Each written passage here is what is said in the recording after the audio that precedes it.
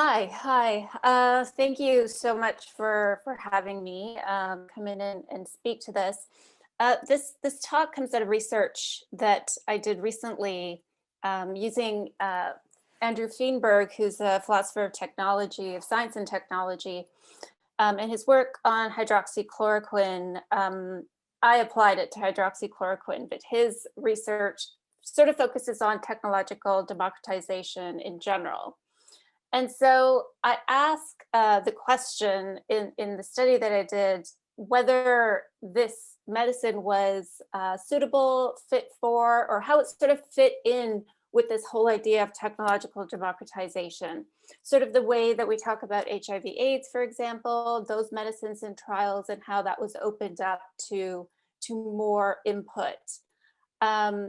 So I draw on Feenberg's technological democratization thesis and extend his conceptions of care, bodily integrity, and communication in medicine using a more robust theory of care as expressed by feminist ethics, which I'm not going to be able to talk too much about.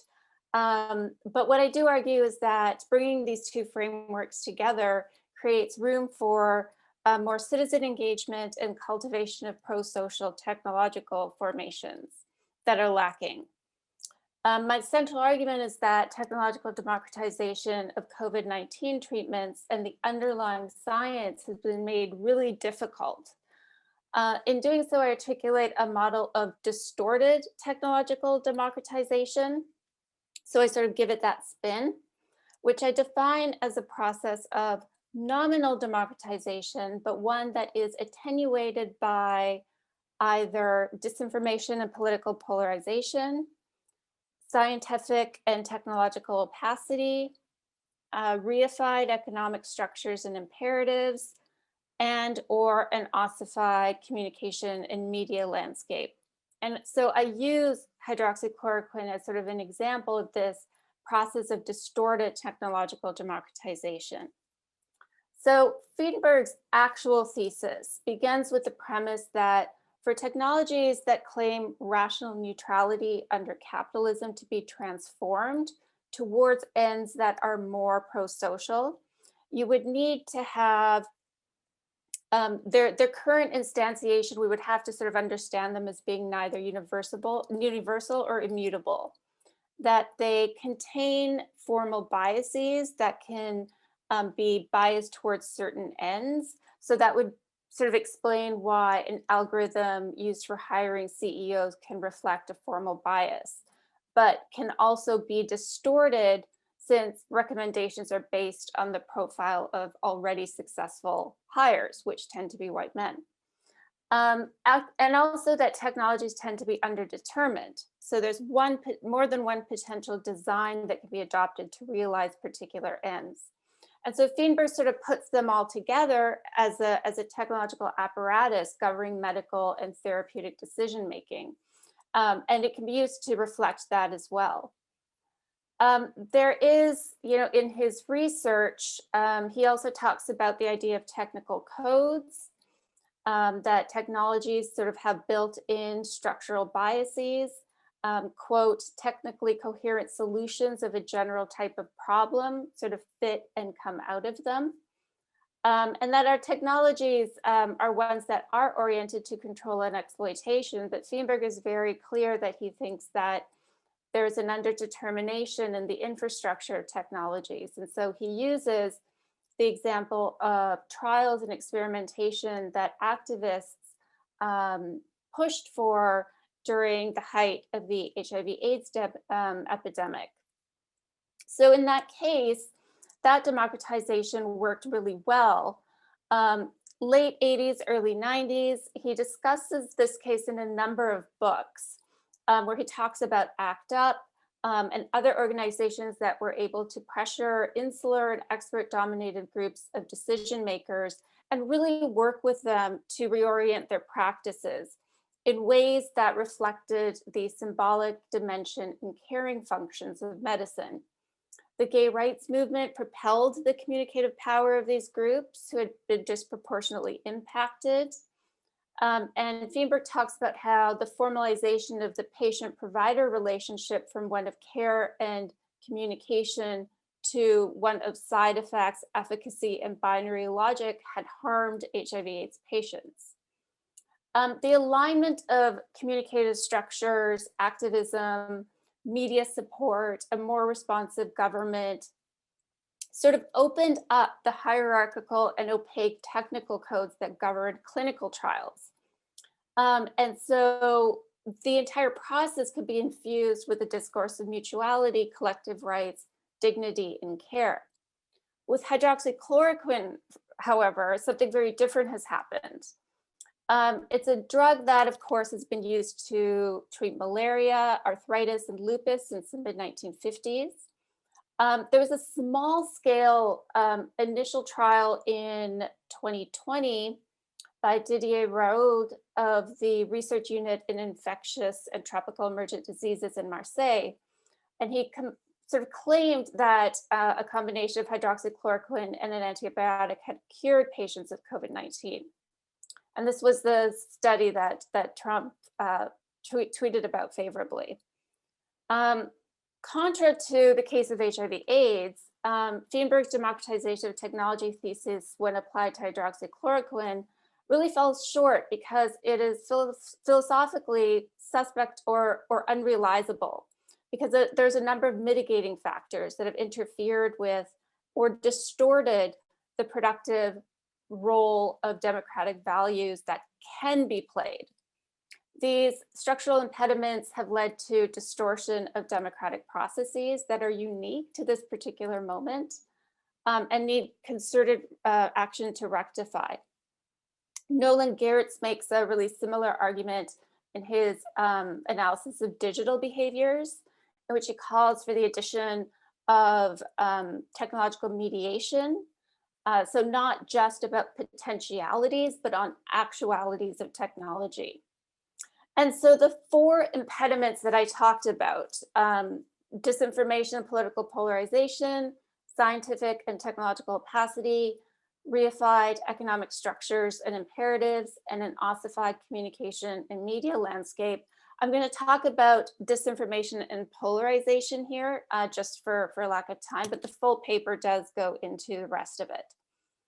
So for disinformation and political polarization, I put them together because of the way in which they operate synergistically to produce a really distinctive kind of democratic distortion. So we're talking about information and content that's misleading or false, has a negative effect on the public. Fake news is something that is often used terminologically, and it's usually used for manipulation, exploitation, and profit. Polarization, it's specific to one's engagement with the media and the way that I use it, particularly in the form of echo chambers and the politicization of information. And it was really interesting because when I looked at the way the coverage, the media coverage looked, particularly, excuse me, you had these mainstream political figures that were really pushing hydroxychloroquine as a possible solution. So we're talking about the president of Brazil, the president of El Salvador, Trump, tweeting about how it's a game changer. Early missteps regarding communication of risk helped create the conditions of the politicization of treatments and trials, which was reflected in the media. It really piggybacked on a citizenry that had low trust in institutions. Social media amplified and exacerbated this. And the more fervent statements from doctors at WHO and the FDA who warned against taking it and it having serious side effects had less of an impact. News outlets on the right and the far right did a lot in spreading this disinformation. The Washington Times, not the Post, the Washington Times, wrote a really long article criticizing the governor of Michigan for limiting access to the hydroxychloroquine. A lot of right-wing pundits took to Twitter and put posts online. And so I go through all of this the manufacturing of a kind of infodemic and, trying to criticize Trump's stream of false and misleading claims became really quite difficult. Scientific America did a lot of work in this area. And so this is sort of a key impediment to technological democratization that is not able to be realized in our particular moment. And they, even Scientific America really even talks about how even upon seeing very clear information about dangerous side effects, people would double down in their pre-existing ideas and conclusions. In contrast, the HIV/AIDS trials, polarization wasn't about fealty to a political party. There was a common identity across political boundaries. This is not to kind of idealize the past political climate, but to really look at the kinds of differences that have since emerged. Amanda Marcotte, in an article for Salon, talked, in a really interesting way about a kind of social Darwinism that's part of modern conservatism, in which a shared sense of mutuality and sociality is seen as morally suspect. So it's actually suspect to engage in these kinds of acts of care or acts of scientific literacy. It's also in keeping with a harsh form of social libertarianism in these controversies. So to be sure, similar kinds of rumor were rife in the case of HIV/AIDS as well. Myths about causation were rife also, but the denialism and the strength of the rumors for COVID-19 is of particular interest. Any hope for public actors to step in and push for citizen engagement, access to decision-making structures, and ability to see the science has been negated by a unique form of disinformation that includes hedging and outright lying on the part of political leaders. This is a part of also of social media. Excuse me.